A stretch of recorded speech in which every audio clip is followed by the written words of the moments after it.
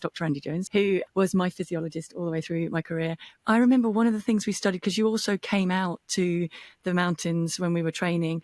I used to do a lot of 5x2K reps. One of the things we found, wasn't it, that I could get my heart rate up high within the first 30 seconds of that rep and then hold it there throughout it. And I think some of that was a kick on from the way that we trained as kids. But can you explain why that sort of training is important? Because a lot of people will think, why do I need to run so much faster than I'm going to do it in the marathon? How is that going to help me in the marathon? Yeah, I mean, you've got to have the whole balance of different training intensities.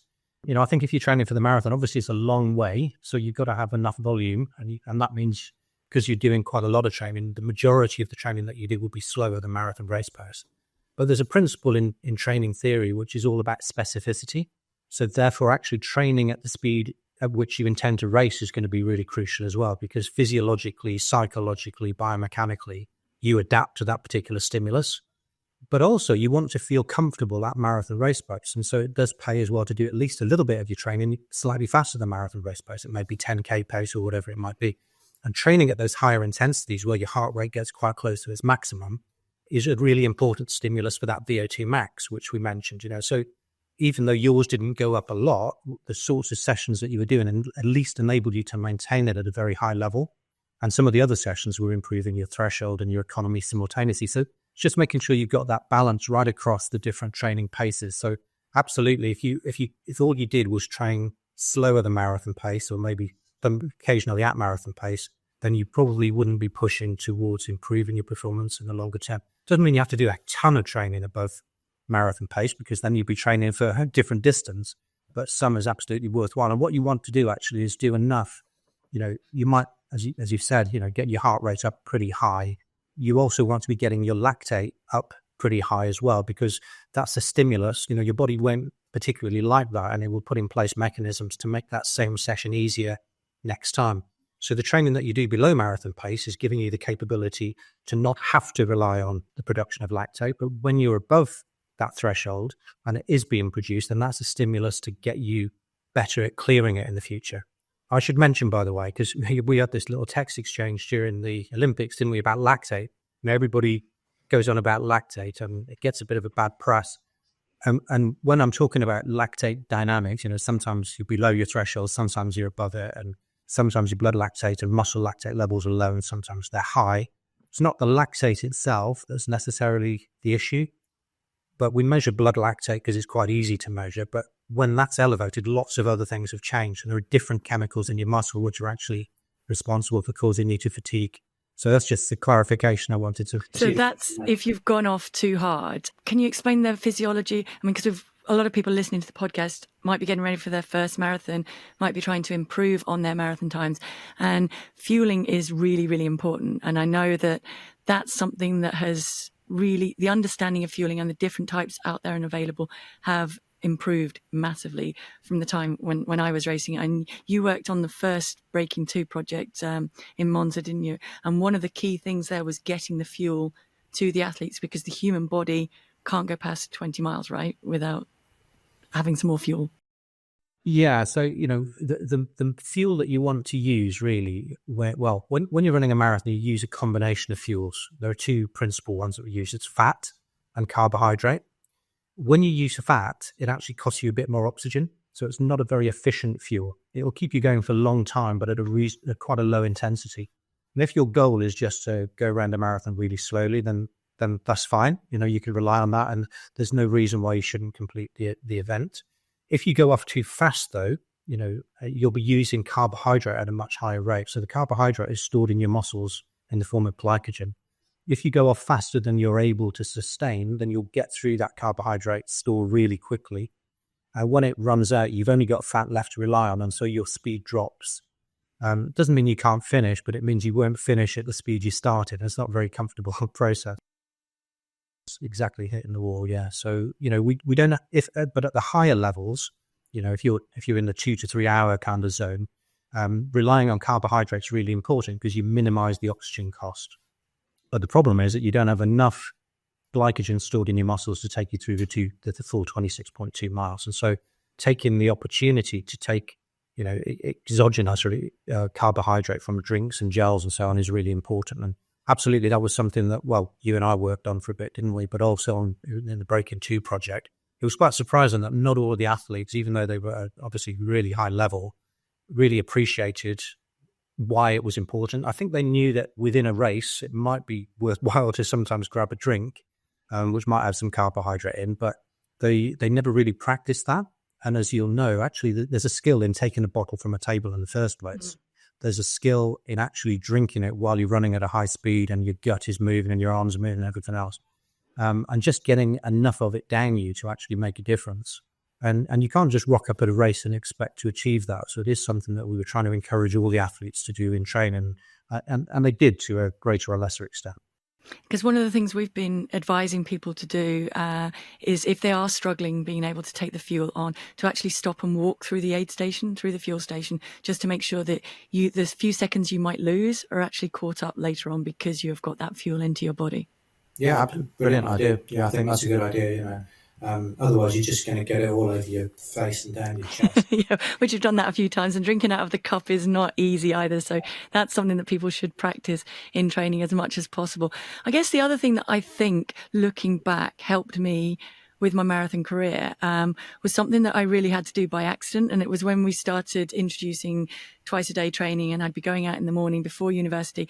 And a lot of those runs were done in fasted state. And then we started to incorporate that into, not for the entire long runs or hard sessions, but for recovery runs, making sure that my body then got used to being deprived of glycogen and having to rely on other stores. Yeah, and what we know now, there have been some studies done in the last few years which show that you can get better muscle metabolic adaptation if you train in a fasted state. Obviously, you don't want to be in that situation all the time. And if you're running 100 plus miles a week, you're almost always going to be kind of somewhat glycogen depleted anyway, until you're in that taper phase and you maintain a high carbohydrate diet and hopefully you're going to the race with sufficiently high glycogen stores. So this happens in Kenya a lot because it gets hot pretty quickly there. As you know, they get up early and they go out without breakfast, and they'll do their first session of the pretty much in a fasted state and then have breakfast afterwards. I think you've got to make sure that when it's a key session, like a long run or, 5 times 2,000 meters or a high intensity track session, you want to go into that not glycogen depleted, because you won't be able to derive the benefits that you want. You actually want to have the fuel to drive the intensity, to be able to produce the lactate. And otherwise you'll just be kind of running on empty, and you'll end up, with pretty much all of your training speeds being too similar. So you've got to have that degree of differentiation. So a bit of it is fine, I think, and just doing an easy run in the morning. Because otherwise, if you get up and have your breakfast, you've got to wait 2 hours before you go. So it makes a lot of sense. If you're going to train twice a day and you're just doing half an hour in the morning, just kind of get that out of the way nice and easy, and then do a bit of replenishment after that. So you've got best of both worlds there. So, or if you are trying to fit it in around work and you have to get it done before work, the big advice then is just to make sure as soon as you come in the door, you are refueling and rehydrating as well and topping that up. Yeah. Absolutely, because when your muscles are low in glycogen, they're actually more receptive to carbohydrate as well. So the quicker you can introduce that, the more rapidly you'll be able to regenerate that carbohydrates in your muscles. I'm gonna say, like in a lot of ways, a lot of what you're talking about, and the at the beginning talking about the VO2 max and efficiency, it's almost like all roads lead back to the efficiency point in everything you're talking about when it comes to the efficiency of fueling, the efficiency of movement, the efficiency of just the mechanism of taking the body, absorbing the glycogen, and all these different aspects. It's teaching the body to do these things more efficiently, better, and that the actual biomechanical movement. So even in the gym, isn't it? It's you're there's two parts. There's the strength and conditioning, but there is the efficiency of movement with the muscles. The more efficient you are with that, the better the outcome with that. So I think, do you, with all these different things, do you ever notice sometimes, because again, the bit that I noticed with the breathing, there was a vest. You put on a tight vest to improve the strength of the muscles between the ribs to make your efficiency of breathing. But that actually didn't overall improve the efficiency because other things were lost. So do you see there's a bit of a balance between making something too efficient and you lose in other areas? So you're constantly balancing that efficiency equation when it comes to marathon running? Yeah, so the VO2 max and economy things are pretty interesting there, because we find that it is quite difficult to have a high VO2 max and excellent economy at the same time. So you can tend to find that, I mean, this guy, Derek Clayton, who I had the pleasure of meeting when I was in Australia just before Christmas, who ran 209 in 1967 and 208 in 1969. Like, unbelievable. He held the world record, similar length to you, I think, Paula, didn't he? Sort of about mid-80s. But he had one physiological test done at one stage, I think. And his VO2 max for a man was relatively low, it was about 69, but he was phenomenally economical. So there's different ways by which you can achieve the same performance. Just because you've got a low VO2 max, well, it could potentially limit you. But if you've got phenomenal running economy, you can compensate for that, and vice versa. So as you become more economical, as you continue to, let's say you switch to marathon training, or you've trained for 10 or 15 years, you will naturally become more economical. And that can compensate for the possibility that your VO2 max might fall a little bit as you get older. Because your VO2 max is related to how much blood and oxygen your heart can pump to your muscles. And that depends on the size of your heart, the stroke volume, maybe the size of your left ventricle, but also your maximal heart rate. And as we get every year we get older, our maximal heart rate falls a little bit. So there is the potential for our VO2 max to become less with time. But as long as our economy compensates, it means we can continue to perform really well into our 30s and 40s typically. So there's swings and roundabouts as far as that goes. And we mentioned horses for courses earlier. Actually, it's fine to lose a little bit of that top end speed if your improvement in efficiency and economy is enough. And again, as you say, there's a physiological economy, and individuals who've got more slow twitch muscle fibers, people like Paula. I mean, you only have to look at several people in a group running along to realize that everybody's got slightly different biomechanics. Now, interestingly, you can't always tell just by looking at them which is the more economical, but certainly the more running you do at a certain speed, your biomechanics will adapt to make you more efficient biomechanically at running at that speed. So that's why we talk about running at marathon pace. Exactly. When you say running at marathon pace, does it matter if sometimes it's more marathon? Because we talk a lot about running at marathon effort, because in training that might be a little bit slower than actually race pace, but it's about the same thing to your body. Yeah, it's pretty much the same thing. Yeah, it's about marathon effort. I think you would still do some of your training at what you hope will eventually be your marathon race speed.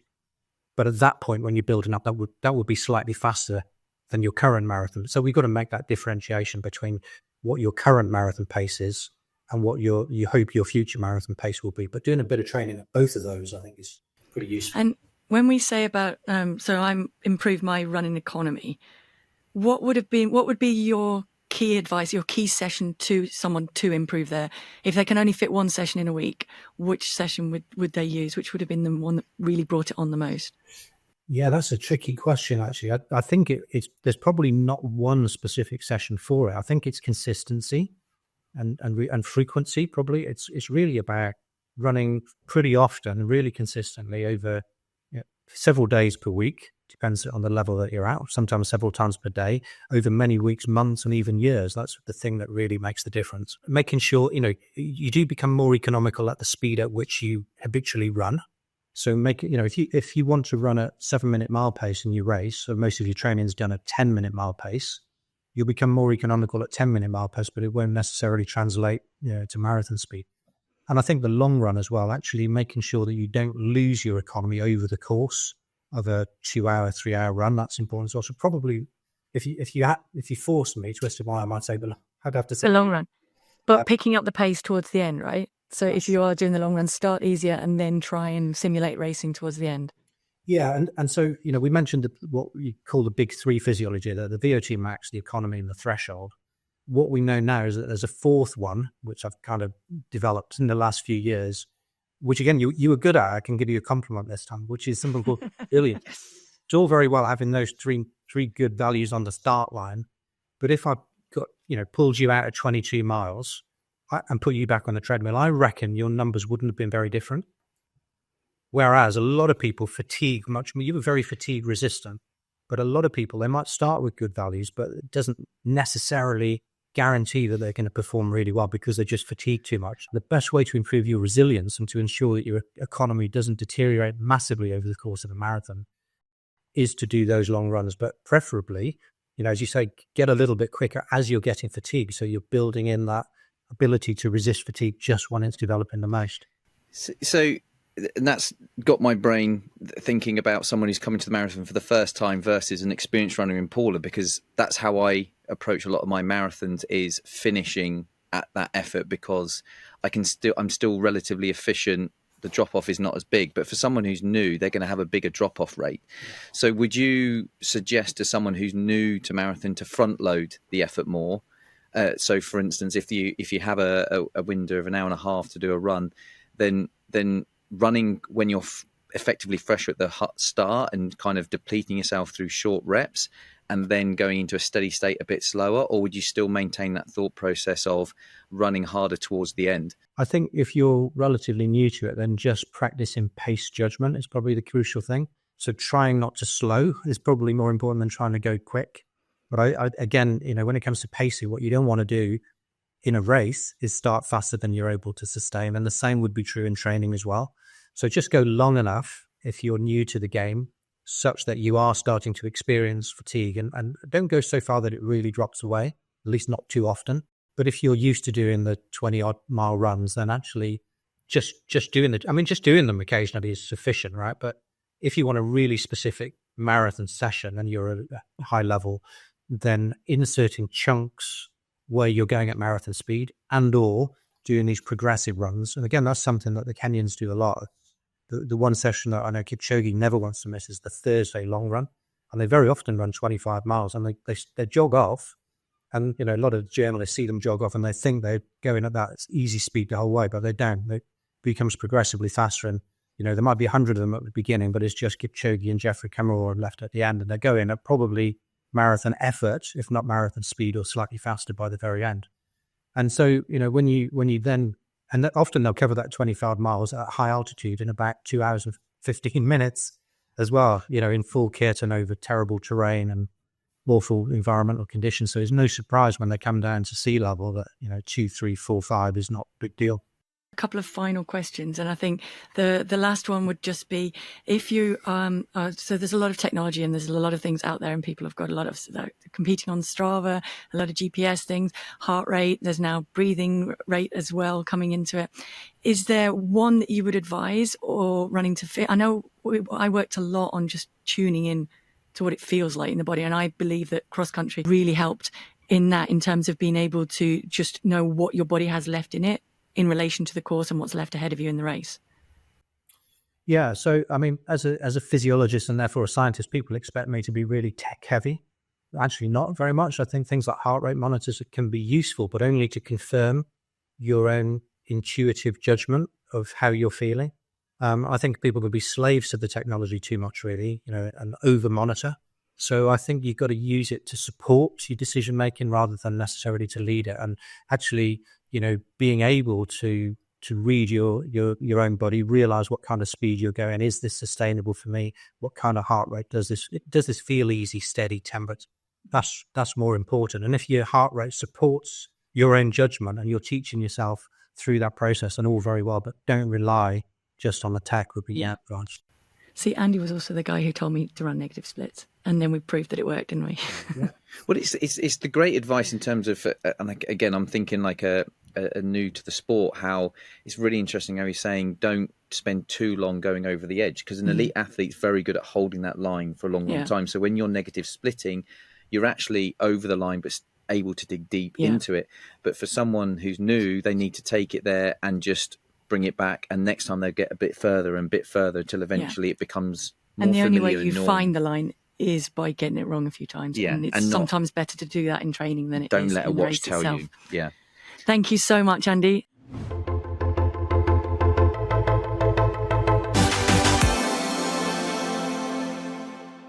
Now it's time to move on to our Children with Cancer UK moment, and we are extremely proud to partner with Children with Cancer UK on this podcast and bring you this special series where we hope that you get a real understanding for the importance that your support of this charity makes. Each episode we're sharing inspiring stories from those whose lives have been touched by this extraordinary cause.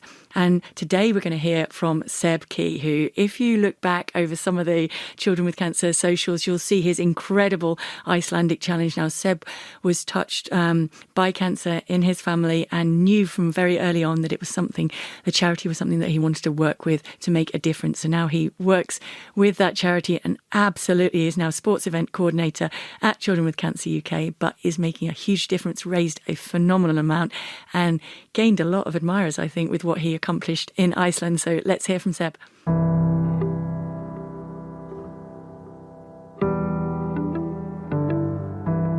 Hi there, my name's Seb and I work in the fundraising team at Children with Cancer UK. My connection to Children with Cancer UK comes through my younger sister Libby. She was 11 weeks old when she was diagnosed with a brain tumour. It required 2 very invasive surgeries to operate, remove and treat. She's now recovered and is healthy and is one of the best people in my life. Last September, I ran the fastest ever lap of Iceland, raising money for children with cancer. And I really want to just pass on the message that no matter how difficult you may be finding the process, no matter how many days that you wake up and you don't want to go out there, just remember that there are families and children still fighting through their cancer journey. And no matter how difficult their day was before or how challenging their weeks have been coming ahead, they still get up, they still put in the work, they still fight, and they do it with hope and joy and happiness and are grateful every day. So please remember as you're going through this journey to feel grateful for the fact you're able to put yourself through it, to feel excited about the pain and the challenge that you're taking on. And remember that you're fighting whilst all those children and families are out there fighting as well. Amazing good luck to everyone running the London Marathon. It's an incredible day and just the most inspiring race that you could be a part of.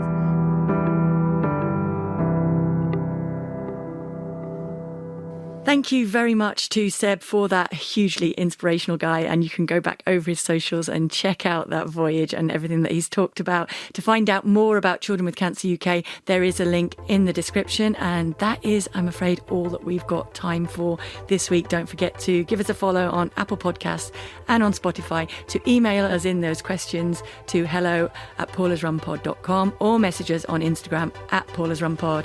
And Paula's Marathon Run Club is a Viral Tribe entertainment production. Thank you very much for listening. Hope training is going well, and catch up next time.